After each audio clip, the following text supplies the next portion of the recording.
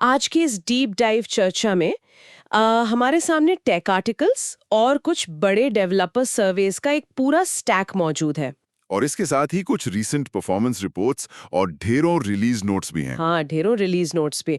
तो इन सभी सोर्सेज को मिलाकर आज हम सॉफ्टवेयर डेवलपमेंट की उस दुनिया को एनालाइज करने वाले हैं जो शायद किसी भी और इंडस्ट्री से बहुत ज्यादा तेजी से बदलती है। बिल्कुल। सॉफ्टवेयर की दुनिया में तो नई तकनीकें रातों रात छा जाती हैं। वही तो। और जो लोग इस फील्ड को करीब से फॉलो करते हैं वो बहुत अच्छे से जानते हैं कि यहाँ नए टूल्स आते हैं और कई बार गायब भी हो जाते हैं। पिछले कुछ सालों का ही ट्रेंड देख लिया जाए तो वीएस कोड, इंटेलिजे आइडिया और तरह तरह के क्लाउड बेस्ड एनवायरनमेंट्स ने जबरदस्त लोकप्रियता हासिल की है। हर फोरम और हर टेक ब्लॉग पर आजकल बस इन्हीं की चर्चा होती है। सही कहा आपने। और इस नए दौर की चकाचौंध के बीच हमारी सोर्सेस साफ दिखाते हैं कि सॉफ्टवेयर कम्युनिटी में एक बहुत ही आम धारणा, मतलब एक तरह का अजम्पशन बन गया है कि इक्लिप्स आईडीई अब पूरी तरह से आउटडेटेड हो चुका है। एक ऐसा टूल जिसका समय अब जा चुका है। देखो, ये धारणा टेक कम्युनिटी में बहुत गहराई तक बैठ चुकी है। और सच कहूं तो ये सोचना बहुत ही नेचुरल भी है। हाँ, वो तो है। जब टेक वर्ल्ड में हर दिन नए और स्लीक डिजाइन वाले टूल्स लॉन्च हो रहे हों, तो सस्ते। किसी ऐसे टूल के बारे में सोचना जो दशकों से चला आ रहा है थोड़ा अजीब लग सकता है। लेकिन हमारे सामने जो रिसर्च पेपर्स और एंटरप्राइज लेवल के डेटा हैं, वो एक बिल्कुल ही अलग कहानी बयां करते हैं। एग्जैक्टली। तकनीक की दुनिया में जो चीजें सतह पर बहुत चमकदार दिखती हैं, उनके पीछे की सच्चाई और इंजीनियरिंग अक्सर उससे कहीं ज्यादा गहरी होती है। चलिए इसे थोड़ा डिटेल में समझते हैं। आज की हमारी इस विस्तृत चर्चा का मुख्य मकसद ही इस आम धारणा को टेस्ट करना है। हम आज इन सभी सोर्सेस के डेटा को खंगाल कर ये समझेंगे कि साल 2026 में भी एक्लिप्स एक बेहद ताकतवर और रिलायबल डेवलपमेंट एनवायरनमेंट क्यों बना हुआ है, खासकर एंटरप्राइज लेवल पर। जो कि बहुत जरूरी बात है। बिल्कुल। तो जो भी लोग नई चीजें सीखने का शौक रखते हैं, उनके लिए आज की ये चर्चा एक बहुत बड़ा आहा मोमेंट होने वाली है, क्योंकि हम उन फीचर्स की गहराई में जाएंगे जिन्हें अक्सर इग्नोर कर दिया जाता है, लेकिन असल में वही एक्लिप्स की सबसे बड़ी ताकत है। व्हाट इज फैसिनेटिंग हियर इसकी अगर हम एक्लिप्स की इस पूरी जर्नी को समझना चाहते हैं, तो हमें इसके असली डीएनए को देखना होगा। मतलब इसके कोर को। हाँ, जो कि सीधे तौर पर जावा से जुड़ा हुआ है। एक्लिप्स को शुरुआत से ही जावा डेवलपमेंट के लिए डिजाइन किया गया था, और हमारे जो लेटेस्ट सर्वेज हैं वो भी इसी बात की पुष्टि करते हैं कि आज 2026 में भी इसकी जावा टूलिंग पूरी इंडस्ट्री में सबसे बेहतरीन है। सबसे बेहतरीन मतलब आज के टाइम में भी। बिल्कुल। ये कोई छोटी बात नहीं है कि इतने सालों बाद और इतने सारे नए कॉम्पिटिटर्स के आने के बाद भी कोर जावा के मामले में एक्लिप्स का कोई सीधा मुकाबला नहीं है। ये पॉइंट थोड़ा काउंटर इंट्यूटिव लगता है, क्योंकि नए टूल्स भी तो जावा सपोर्ट करते हैं। पर उस लेवल का नहीं। हाँ, हमारे नोट्स भी यही बताते हैं कि एक्लिप्स के पास जावा के लिए जो ताकत है वो वाकई अनमैच्ड है। इसमें एडवांस्ड कोड कंप्लीशन और रीफैक्टरिंग जैसी फीचर्स का जिक्र बार बार आता है। रियल टाइम एरर डिटेक्शन भी। बिल्कुल। पावरफुल डिबगिंग टूल्स और ऑटोमेटिक कोड फॉर्मेटिंग जैसे फीचर्स भी इसे खास बनाते हैं। लेकिन जो लोग शायद दिन रात कोड नहीं लिखते, उनके लिए मैं इन भारी शब्दों को थोड़ा आसान करना चाहूंगी। जरूर। जैसे अगर हम रीफैक्टरिंग की बात करें तो इसका सीधा सा मतलब है कोड की सफाई करना।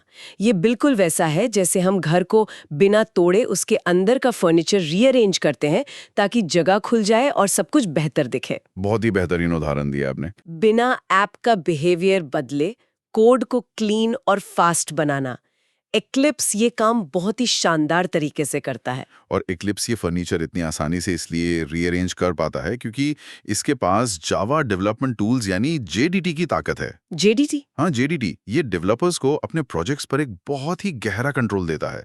ये कोई साधारण टेक्स्ट एडिटर नहीं है जो सिर्फ शब्दों को पहचानता हो।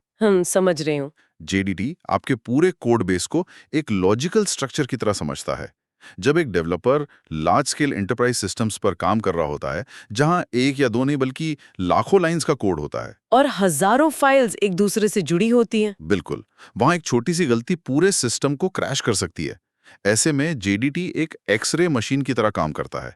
ये रियल टाइम में कोड को एनालाइज करता है और इतनी मैच्योर डीबगिंग कैपेबिलिटीज देता है कि डेवलपर को तुरंत पता चल जाता है कि गड़बड़ कहाँ है। मतलब ये एक बहुत ही स्मार्ट असिस्टेंट की तरह है जो आपके कोड लिखते ही समझ जाता है कि आप असल में क्या करना चाह रहे हैं। बिल्कुल सही। और अगर कोई लॉजिकल गलती की है तो उसे तुरंत पकड़ लेता है।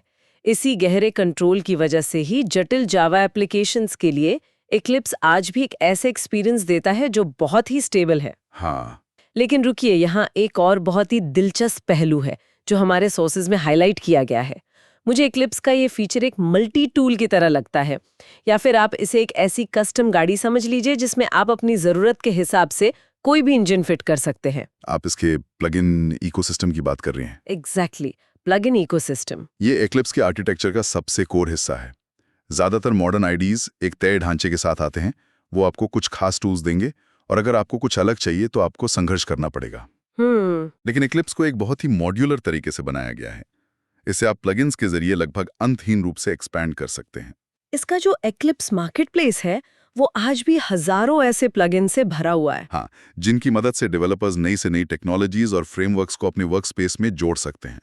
लेकिन यहाँ एक सवाल ये भी उठता है, अगर हम VS कोड की बात करें तो उसके पास भी तो एक बहुत बड़ा एक्सटेंशन मार्केटप्लेस है। बिल्कुल है। हर कोई आज VS कोड के एक्सटेंशंस की बात करता है, तो एक्लिप्स का प्लगइन सिस्टम उससे अलग या बेहतर कैसे है? ये सवाल जरूर दिमाग में आता है। ये एक बहुत ही क्रिटिकल और शानदार सवाल है। दोनों में एक बहुत बड़ा आर्किटेक्चरल डिफरेंस है। वो कैसे? VS कोड मूल रूप से एक बहुत ही लाइटवेट टेक्स्ट एडिटर है जिसके ऊपर आप एक्सटेंशंस लगाकर उसे पावरफुल बनाते हैं। लेकिन एक्लिप्स की कहानी अलग है। एक्लिप्स का कोर इतना छोटा है कि वो खुद में कुछ भी नहीं है। अच्छा। वो बस प्लगइन्स को रन करने का एक इंजन है। एक्लिप्स में हर एक चीज, यहां तक कि उसका यूजर इंटरफेस, उसके मेन्यू बटन, उसका जावा सपोर्ट, सब कुछ एक प्लगइन ही है। ओहो, ये तो सच में बहुत बड़ा फर्क है। इसी फ्लेक्सिबल आर्किटेक्चर की वजह से एक्लिप्स को किसी भी तरह के डेवलपमेंट एनवायरनमेंट में पूरी तरह से ट्रांसफॉर्म किया जा सकता है। ये सिर्फ फीचर्स ऐड नहीं करता, ये खुद को बदल लेता है। हमारे सोर्स मटेरियल में इसके कुछ बहुत ही बेहतरीन उदाहरण भी दिए गए हैं जो इस बात को साबित करते हैं। जैसे कि अगर कोई स्प्रिंग डेवलपमेंट कर रहा है तो उसके लिए स्प्रिंग टूल सूट मौजूद है। बिल्ड ऑटोमेशन को हैंडल करने के लिए मेवन इंटीग्रेशन का बेहतरीन सपोर्ट है। और बात सिर्फ जावा तक ही सीमित नहीं है। पाइथन डेवलपमेंट के लिए पाइडिव और यहाँ तक कि C और C++ जैसे जटिल प्रोजेक्ट्स के लिए CDT जैसे प्लगइन्स उपलब्ध हैं। मतलब आपको हर नई प्रोग्रामिंग लैंग्वेज के लिए एक नया सॉफ्टवेयर खोलने की जरूरत नहीं है। बिल्कुल, और यही फ्लेक्सिबिलिटी एंटरप्राइज दुनिया में इसकी सबसे बड़ी ताकत बन जाती है। आपको हर नए फ्रेमवर्क के लिए एक नया टूल सीखने या खरीदने की जरूरत नहीं पड़ती। आप बस अपने जरूरत का प्लगइन इंस्टॉल करें और आपका काम शुरू। सही बात है। अब अगर हम इसे बड़े पैमाने पर देखें तो हम समझ पाएंगे कि एक्लिप्स अपना असली दबदबा कहां दिखाता है। आज के समय में हर कोई नए स्टार्टअप्स या AI एप्स और माइक्रो सर्विसेज की बात कर रहा है। हाँ, ट्रेंड तो वही है। लेकिन दुनिया की इकोनॉमी असल में उन बड़ी कंपनियों और एंटरप्राइजेस पर टिकी है जो दशकों से काम कर रहे हैं। हाँ, वो बड़े बैंक्स या एयरलाइंस के बुकिंग सिस्टम्स या टेलीकॉम कंपनियों के बिलिंग सॉफ्टवेयर्स जो रातों रात नहीं बदले जा सकते। हमारे नोट्स भी इस बात पर बहुत जोर देते हैं कि दुनिया की बहुत सी बड़ी ऑर्गेनाइजेशंस आज भी उन पुराने एंटरप्राइज सिस्टम्स पर निर्भर हैं जो 15-20 साल पहले जावा फ्रेमवर्क्स का इस्तेमाल करके बनाए गए थे। सही कहा। और इन विशाल और जटिल सिस्टम्स को किसी नए और ट्रेंडी IDE पर माइग्रेट करना कोई छोटा डिसीजन नहीं होता। इसमें करोड़ों डॉलर्स और सालों की मेहनत लग सकती है। और रिस्क भी बहुत बड़ा है। बिल्कुल, इसे माइग्रेट करना बहुत ही एक्सपेंसिव साबित होता है और कई बार ये पूरी तरह से गैर जरूरी भी होता है। इंडस्ट्री में एक कहावत है कि अगर कोई चीज सही से काम कर रही है और पैसे बना रही है तो उसे छेड़ो मत। हाँ, इन्हें शायद लेगेसी सिस्टम्स कहा जाता है। एग्जैक्टली। लेगेसी का मतलब खराब कोड नहीं होता, बल्कि वो कोड होता है जो बिजनेस चला रहा है। और यहीं पर एक्लिप्स एक मसीहा बनकर आता है। हमारे सोर्सेस स्पष्ट रूप से बताते हैं कि एक्लिप्स आज भी एंटरप्राइज टीम्स की पहली पसंद है। ऐसा इसलिए क्योंकि ये लार्ज मल्टी मॉड्यूल प्रोजेक्ट्स को हैंडल करने के लिए ही बना है। अब मल्टी मॉड्यूल को अगर हम आसान भाषा में समझें तो एक ऐसी फैक्ट्री की कल्पना कीजिए जहां सैकड़ों अलग-अलग मशीनें एक साथ काम कर रही हैं और वो एक दूसरे पर निर्भर हैं।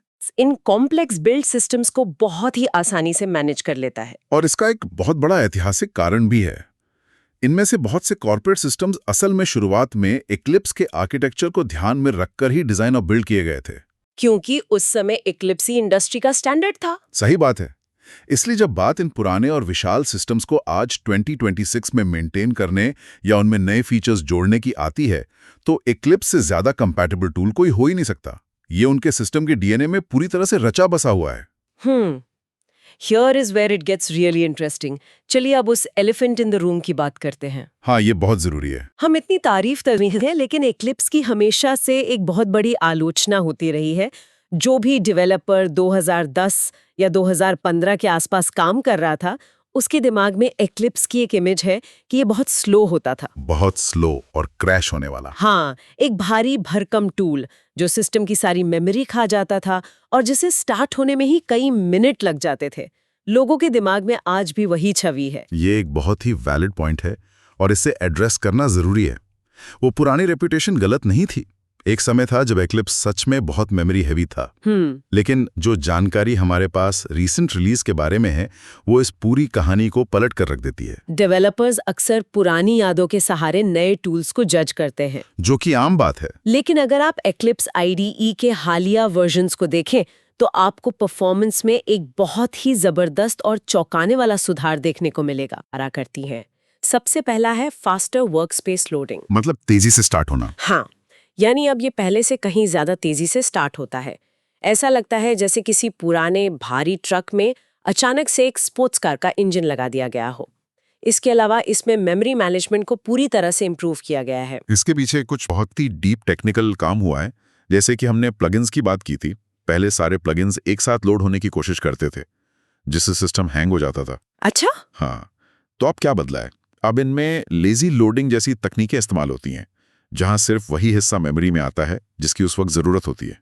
ये तो बहुत स्मार्ट है। और इससे भी बड़ी बात है ऑप्टिमाइज्ड JVM कॉन्फ़िगरेशंस।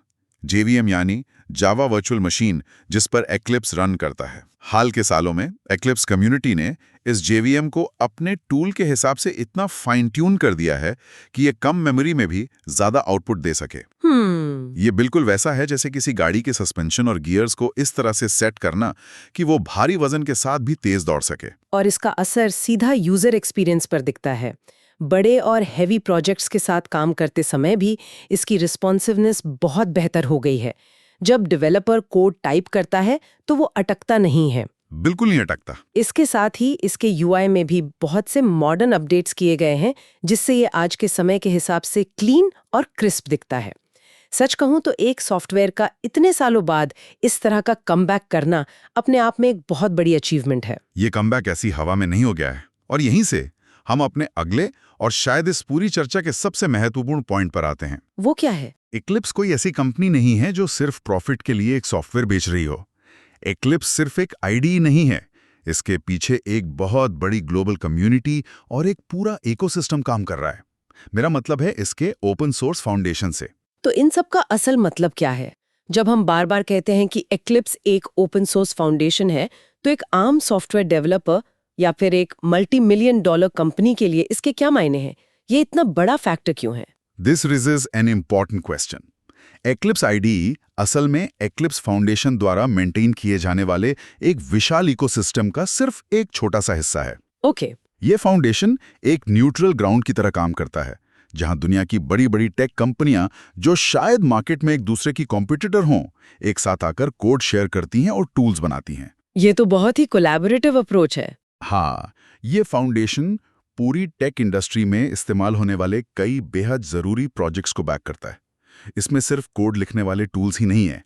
अगर आप IoT फ्रेमवर्क्स देखें, क्लाउड डेवलपमेंट टेक्नोलॉजीज देखें या फिर बड़ी कंपनियों में इस्तेमाल होने वाले मॉडलिंग और आर्किटेक्चर टूल्स देखें, वो सब इसी के अंडर आते हैं। हाँ, वो सब इस फाउंडेशन के छाते के नीचे आते हैं। ये सच में एक बहुत बड़ा आहा मोमेंट है।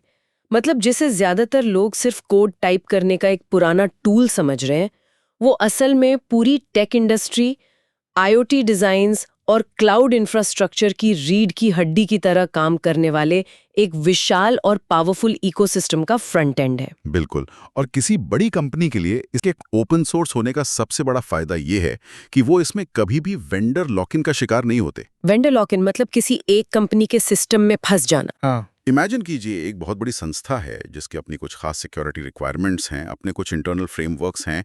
वो Eclipse का सोर्स कोड लेकर उसे पूरी तरह से अपने हिसाब से मॉडिफाई कर सकते हैं, कस्टमाइज कर सकते हैं और अपना खुद का एक इंटरनल आईडी बना सकते हैं। जो कि प्रोप्राइटरी आईडीज के साथ करना लगभग असंभव है। बिल्कुल असंभव है। प्रोप्राइटरी टूल्स जो किसी एक कंपनी के मालिकाना हक में होते हैं, वो आपको बहुत सी सुविधाएं तो देते हैं, लेकिन वो आपको एक सीमा में बांध देते हैं। आप उनके कोड में छेड़छाड़ नहीं कर सकते। लेकिन Eclipse आपको उस सीमा को तोड़ने और डीप लेवल पर कंट्रोल हासिल करने की ताकत देता है। और यही वो पॉइंट है जो हमें इस पूरी चर्चा के निष्कर्ष की तरफ ले जाता है और ये समझाता है कि आखिर क्यों बड़ी-बड़ी कंपनियां, बैंक्स और सरकारी संस्थाएं आज 2026 में भी Eclipse को ही चुन रही हैं। सही बात है।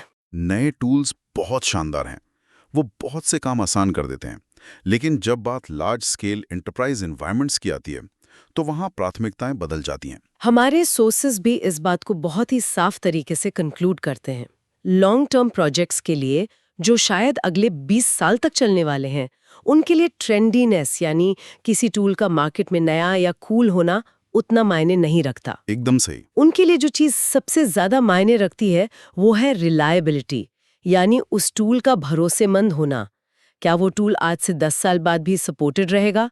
क्या वो उनके पुराने कोड को बिना तोड़े चला पाएगा? एग्जैक्टली। स्टेबिलिटी और लॉन्ग टर्म सपोर्ट किसी भी बड़े प्रोजेक्ट की सफलता के दो सबसे बड़े पिलर्स होते हैं। और जैसा कि हमने इतने सारे पॉइंट्स के जरिए समझा, Eclipse के बेजोड़ जावा टूल्स, लेगेसी सिस्टम्स को हैंडल करने की उसकी क्षमता, एक ऐसा प्लगइन आर्किटेक्चर जो हर जरूरत के हिसाब से ढल जाए, और परफॉर्मेंस में किया गया उसका शानदार कमबैक। हाँ वो भी, और सबसे बढ़कर ओपन सोर्स कस्टमाइजेशन की आज़ादी।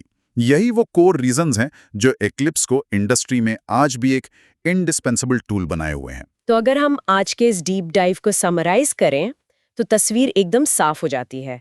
सोशल मीडिया और टेक ब्लॉग्स पर भले ही आज के मॉडर्न डेवलपमेंट टूल्स की चर्चा छाई रहती हो, लेकिन जब बात सीरियस प्रोफेशनल और बड़े स्केल के सॉफ्टवेयर डेवलपमेंट की आती है तो Eclipse IDE आज भी बैकग्राउंड में एक बेहद अहम और वाइटल रोल निभा रहा है। बिल्कुल। जो धारणा बन गई थी कि ये आउटडेटेड है, वो पूरी तरह से गलत साबित होती है। जो भी डेवलपर्स सिर्फ ट्रेंडी चीजों के पीछे भागने के बजाय Eclipse की इस डीप इंजीनियरिंग और इसकी पूरी क्षमता को एक्सप्लोर करने के लिए तैयार हैं, उनके लिए ये टूल आज 2026 में भी न सिर्फ रेलेवेंट है, बल्कि एक बहुत बड़ी ताकत बन सकता है। इसमें कोई शक नहीं है। ये सिर्फ एक टूल नहीं बल्कि सॉफ्टवेयर इंजीनियरिंग के एवोल्यूशन का एक बहुत बड़ा हिस्सा है, जिसे समझना हर सीरियस डेवलपर के लिए फायदेमंद है। और इसी के साथ हम आज की इस चर्चा के बिल्कुल आखिरी पड़ाव पर पहुंच गए हैं। लेकिन जाने से पहले हमारे सोर्स मटेरियल के उसी ओपन सोर्स बनाम प्रोप्राइटरी वाले हिस्से से निकला एक बहुत ही गहरा विचार मैं यहाँ छोड़ना चाहूंगी। सीखने और टेक की दुनिया पर नजर रखने वालों के लिए ये वाकई एक बड़ा मुद्दा बन जाता है। अगर Eclipse जैसे टूल्स की सबसे बड़ी ताकत उनका ओपन सोर्स होना और कस्टमाइजेशन की आज़ादी देना है, तो क्या सिर्फ सुविधा और अच्छे लुक्स के चक्कर में नए और ट्रेंडी प्रोप्राइटरी IDEs पर पूरी तरह से निर्भर होना आगे चलकर पूरी टेक इंडस्ट्री के लिए एक बड़ा रिस्क बन सकता है? ये सोचने वाली बात है। क्या इस शॉर्ट टर्म कन्वीनियंस के बदले डेवलपर्स और कंपनियां धीरे धीरे अपनी फ्लेक्सिबिलिटी और अपने ही कोड एनवायरनमेंट पर से अपना कंट्रोल खो रहे हैं? ये एक ऐसा सवाल है जिस पर गहराई से विचार किया जा सकता है। आज की हमारी ये डीप डाइव चर्चा यहीं समाप्त होती है।